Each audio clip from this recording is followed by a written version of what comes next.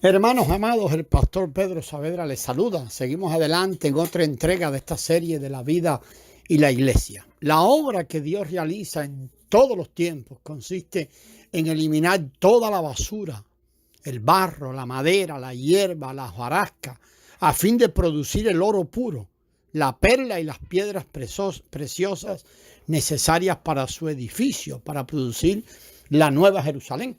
Ahora, ¿qué clase de personas somos? ¿Somos de oro o somos de barro, de madera y de hojarascas? Es correcto decir que somos hombres de barro porque el hombre fue creado del barro. Sin embargo, no somos solamente hombres de barro, sino también en lo natural hombres de hierba, porque toda carne es como hierba, dice el apóstol Pedro allá en Primera de Pedro 1:24. Somos hombres de hierba, hombres de carne. En términos de la creación, somos hombres de barro. En términos de la caída, somos hombres de hierba y madera. Somos hombres de carne. En 1 Corintios 3:12 se nos dice que los llamados para Dios no deben edificar con madera, hierba y hojarasca, sino que con oro, plata y piedras preciosas. La obra de quebrantamiento de Dios o que Dios efectúa en nosotros no es ningún maltrato que recibimos de Él, sino al contrario, su dulce trato y cuidado especial para con nosotros. Es un regalo de su gracia. Él quiere remover el barro y derribar la madera, la hierba y los hojarasca en nosotros y luego edificarse a sí mismo en cada uno.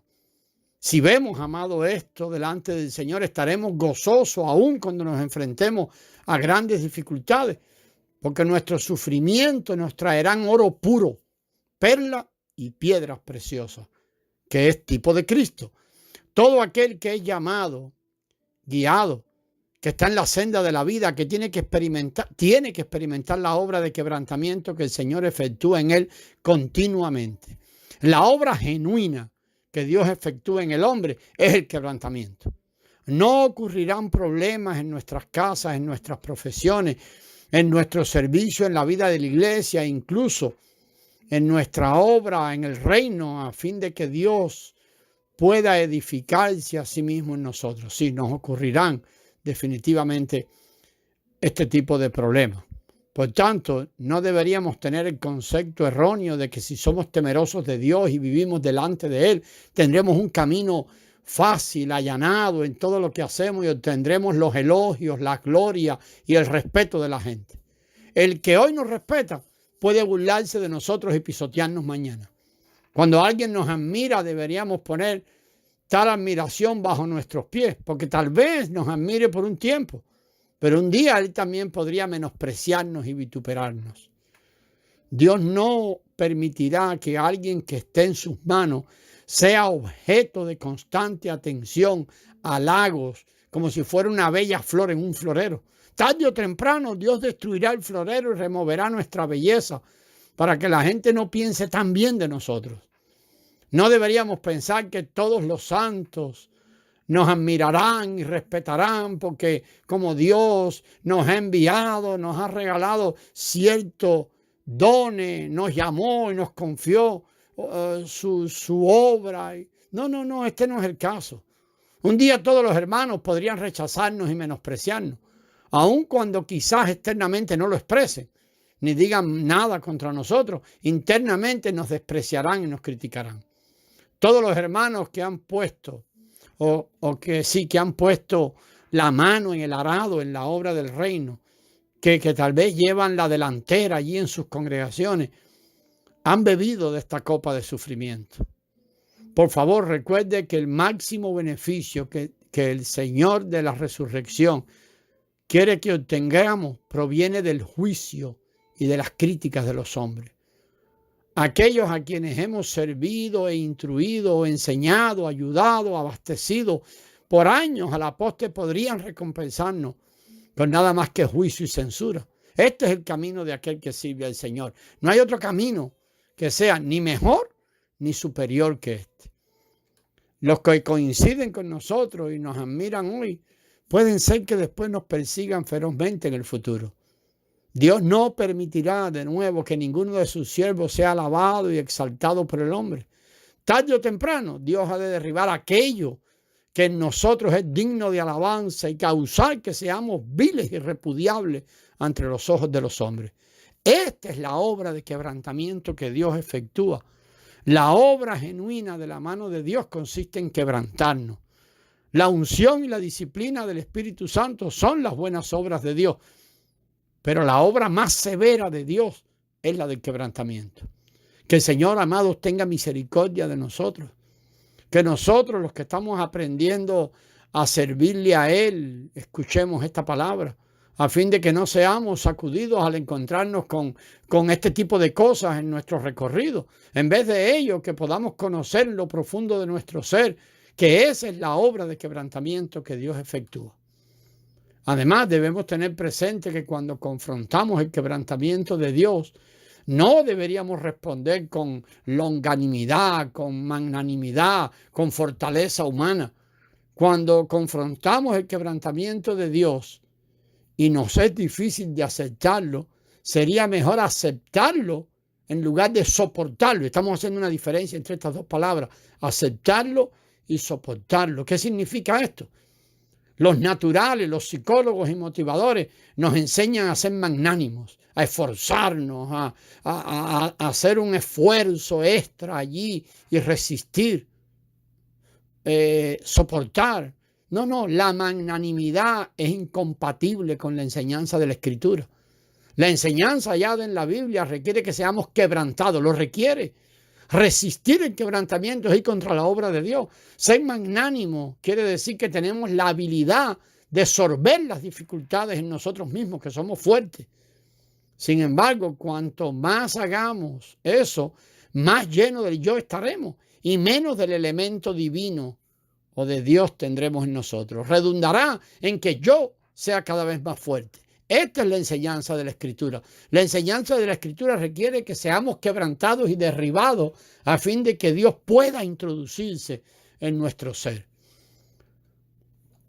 Cuando uno de los hijos del rey está sufriendo circunstancias adversas, oposición o crítica, en tiempos como estos, no debería tomar la manera humana de ser fuerte, de resistir, magnánimo, lo cual indica tratar de ensanchar su capacidad e intensificar su sentido de tolerancia. En vez de ello, la Escritura nos dice que nuestro hombre exterior necesita consumirse, necesita ser quebrantado, ser llevado a su fin, y que nuestro hombre interior necesita renovarse. La oposición de parte de un determinado hermano, los chismes, lo que sea, proviene de la mano de Dios que nos quebranta. Por lo tanto, necesitamos pedirle a Dios que nos alumbre y nos muestre aquello que Él desea quebrantar en nosotros. Esto no tiene que ver con ser positivos o comprensivos, benévolos, magnánimos. Esto es cuestión de ser quebrantados. Cuanto mayor sea nuestra resistencia, nuestra magnanimidad, tanto más fuerte será nuestro yo.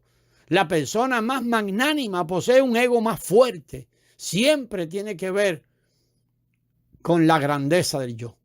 El camino del cristiano no es, amado, esa resistencia, la fortaleza de su ego, sino el de las heridas y cicatrices.